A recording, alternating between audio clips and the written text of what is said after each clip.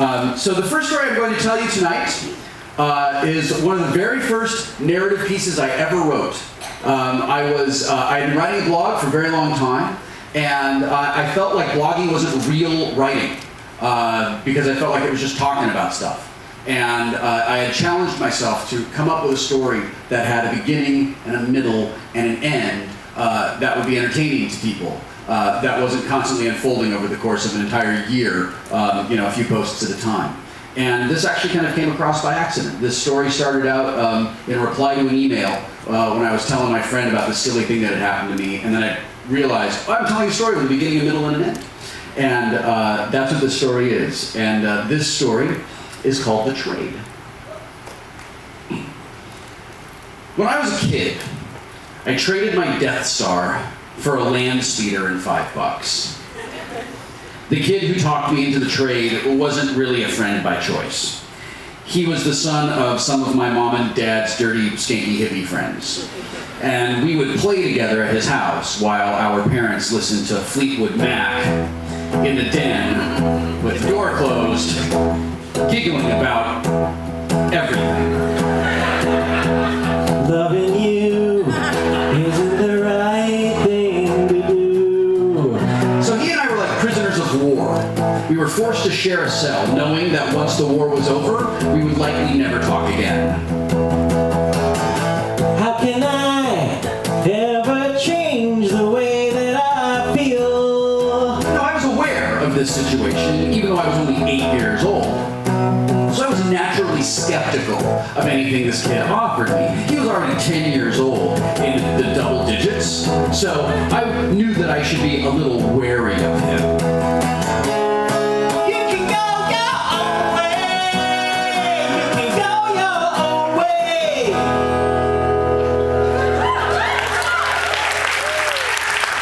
The offer came to me one afternoon in his backyard next to his parents' swimming pool. I brought over my Death Star and some Star Wars figures so we would have something to do. There was no way I was going to endure a repeat of the last time I'd been there, where my only entertainment was watching him organize and gloat over his collection of exotic matchbooks. True story. So we were sitting by the pool, which was doubling for the shore of an exotic new planet where the Death Star had been landed and relocated, because that sort of made sense to us at the time. He drove up his land speeder. As he began to help his passengers out, I casually and politely admired it. He immediately offered a trade, but I declined. There was no way that I was about to give up my Death Star for a land speeder that didn't even have any obvious guns.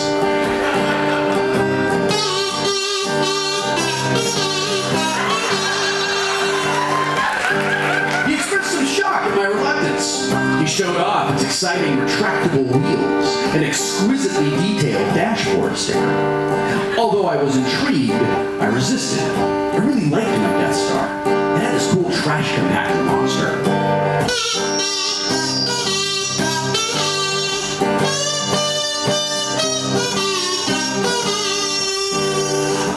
He then let me in on a secret that only the 10-year-olds knew. Death Stars, he said, were lame. Land speeders were cool.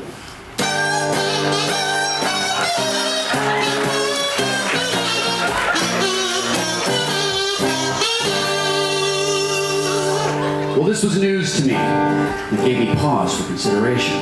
Did I really want to keep this Death Star, knowing now that it was lame? How many of the big kids were laughing at me while they raced their own land speeders around as I sat there with my Death Star, wheel and stickerless? While I wondered about this, he repeated his very generous offer. He would trade me the land speeder for the Death Star. He didn't need to worry about what the other kids thought, he told me, because he also had an X-Wing fighter and Darth Vader's TIE fighter. This combination, he went on, speaking quickly now, was even cooler than a land speeder, so he was going to be all right. Hey kid, what do I have to do to put you into this land speeder tonight?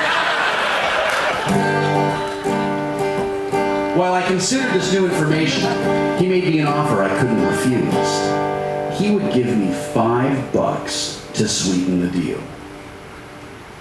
$5? I didn't need to hear another word.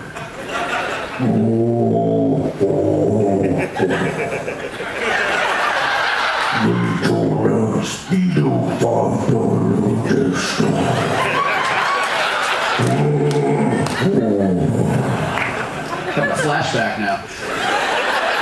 I made the trade, willingly handing over the deed to my Death Star without so much as a handshake. He gave me the land speeder, followed by $5 from the front pocket of his Rough Riders. And shortly after that, my parents came out of the house in a cloud of pungent smoke and said that it's time to go home.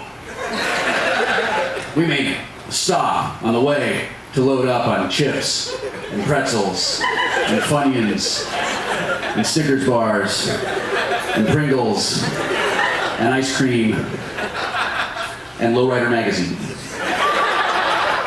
Now, I know this seems like it was a shitty trade, because it was, but at the time, $5 was as good as $1 million, man. And that land speeder, well, it had wheels. It had wheels. With those wheels, I thought, I could ferry 4 of my Star Wars figures across my kitchen floor with just one push. One push was all it would take for Princess Leia and Luke Skywalker to escape the dangerous prison the Empire had built from Tupperware cups and a styrofoam drink cooler in the shadow of my parents' refrigerator.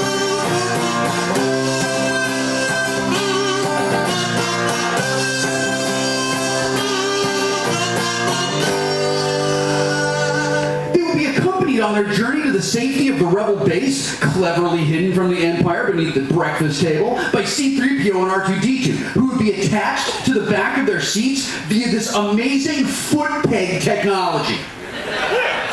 This vehicle was all that stood between the Rebel Alliance and victory. I couldn't believe that I had considered, even for a moment, not trading my very lame Death Star for this magnificent chariot.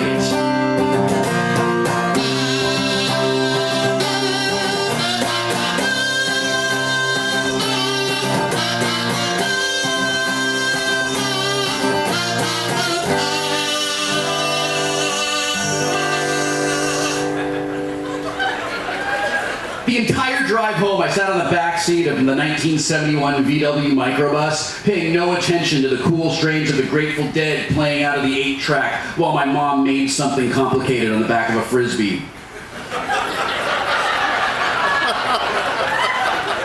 My mother disputes the accuracy of this story, incidentally. My father would like to point out that the statute of limitations on certain things has run out. I would like to say this is how I remember it. And honestly, of the 3 of us, I think my memory is the least likely to be impacted from the events of the day.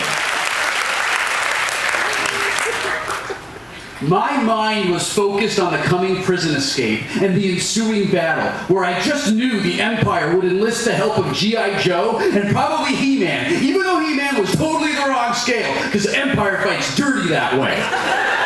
It was a good thing Luke Skywalker and all the Rebel Alliance had this new land speeder to get them out of danger.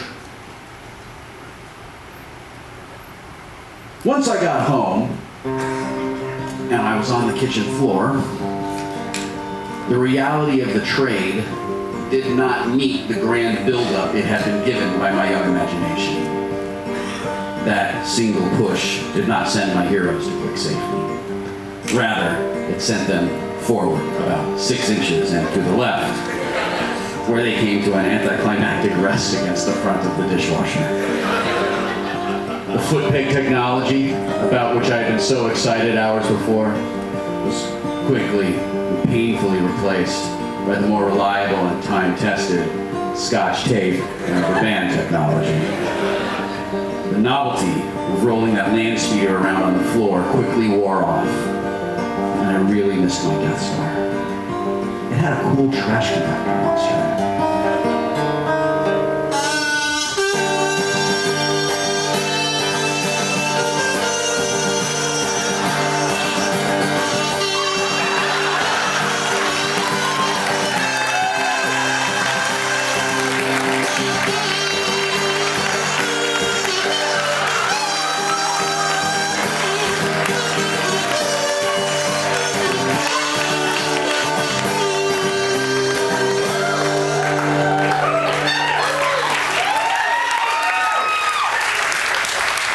Fortunately, all was not lost. I had $5. $5 to spend any way I wanted. I was rich, man. I was filthy, stinking rich. I was like Mr. Drummond. I was sort of like Ricky on Silver Spoons. That fabulous wealth I carried around in my pocket made me a god among the kids on my block. For weeks, I sat in my bedroom atop my Chewbacca bedspread, holding that $5 bill in my hands, just looking at it, admiring it, memorizing its serial number, whispering secret thoughts to it, wondering how many exciting places it had visited since its birth in the San Francisco Mint in 1979.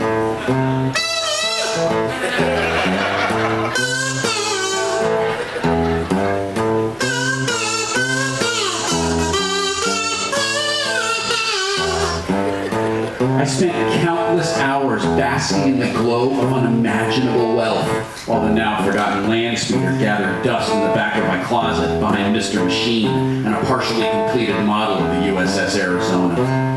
I capriciously thought of ways to spread my newfound wealth among the other kids in our group. Hello, Scott Anderson! Perhaps you would enjoy your very own package of Wacky Pack stickers! Hello, Joey Carnes, king of the bullies. I wish to parlay a truce. Perhaps I could attract your attention with the gift of some toffee thing. Oh, Kid Mercer, king of the cool kids. Perhaps I could buy myself a seat at your table in the lunchroom with an invitation to play Galaxian. Doubles, my treat. No need to thank me, Kent. I'm rich.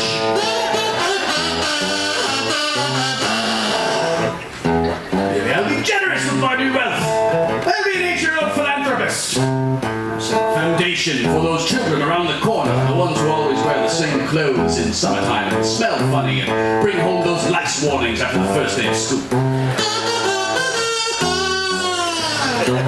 8-year-old me talked like the Monopoly Man, by the way.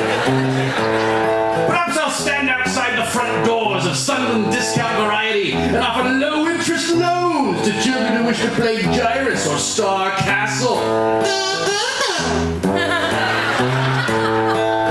I even thought about opening up a savings account at the local Crocker Bank where I'd get my own passbook and a set of Crocker Spaniels as a thank you gift.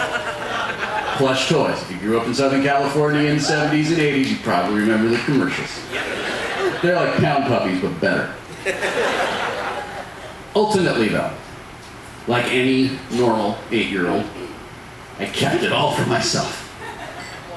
And there was a brief but shining moment in the summer of 1980 when I was allowed to ride my dirt bike, which I'd taken the kickstand off of because it made it faster, all the way to Hober's Pharmacy. I was a good enough dirt bike rider, by the way, when I was 8 years old, that I could tell that taking those 10 ounces of metal off the bottom of the bike made it better. Just so we're clear on what kind of dirt bike rider I was. I stopped at every intersection along the way. Now, I told my parents that it was to watch for cars, but in reality, it was to check the front pocket of my two-tone OP shorts, corduroy, yellow and blue, to ensure that my $5 bill, which I folded into a tight little square and tucked into my Velcro wallet that had the sunset and Los Angeles on the other side of it, hadn't somehow escaped my possession. I took my $5 and I bought myself Wacky Packs. I bought myself a slush puppy with like 17 squirts of cherry syrup, which isn't so much a delightful frozen treat as it is a chemical burn in your mouth. Just make it happen, Discount Variety guy. I've got money. And enough surgical tubes